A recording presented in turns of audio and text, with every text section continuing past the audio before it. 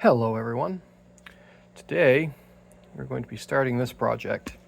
Well, actually I've already started this project once, but it was not successful with the methods that we tried previously. So what's going on here is this old Rickenbacker is, I don't know, it's a pretty old one, I think. And I don't know if you guys can see that. It's got a massive forward bow with no string tension, and that's not good.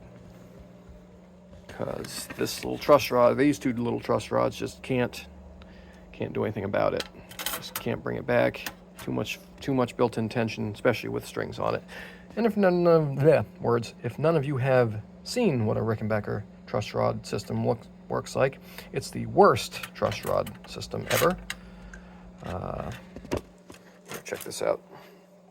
So all these are just, sometimes they're bent. These are replacements that the customer got and hoped that they would work. They did not. But these are just, the old original ones just bent over. They just take a long piece of metal, bend it over there. They weld these at least a little stronger. And then it basically works by the two nuts pressing this block into this wedge system. The block is got a cutout in the bottom that these things wedge into, which causes it to bow. It's not a very strong system at all. Even under perfect circumstances, they often fail. I think Rickenbacker does not make great instruments, but that is only my opinion based on my experiences.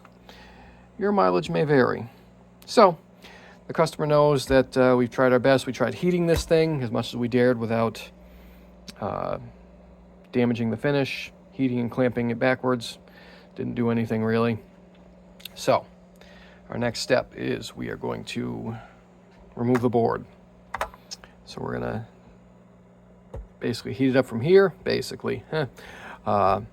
it up from here with an iron, and the customer is fully aware that the finish could get destroyed, probably will get destroyed, probably will need new frets, finish, possibly binding, but he's sick of having a wall hanger. So that's what we're going to do. I'm going to time lapse that video because it'll be long and boring. But oh, and by the way, for those of you who ever work on this era Rickenbacker, they are at least very easy to remove the truss rods. You basically just go up here, and you can see how somebody's already carved that out because they couldn't get a wrench on it.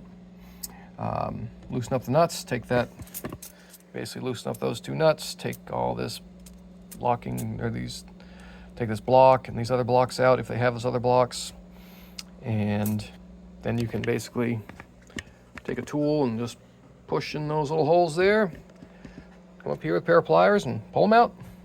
That's really that simple. That cracked. Okay, well, that's interesting.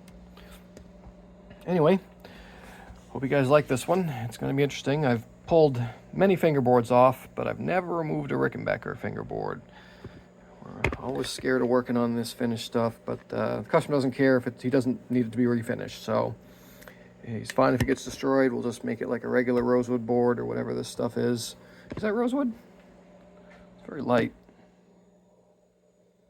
I don't know, whatever it is, we're just going to go with raw wood if it needs to be, and go from there. Anyway, thanks for watching, guys.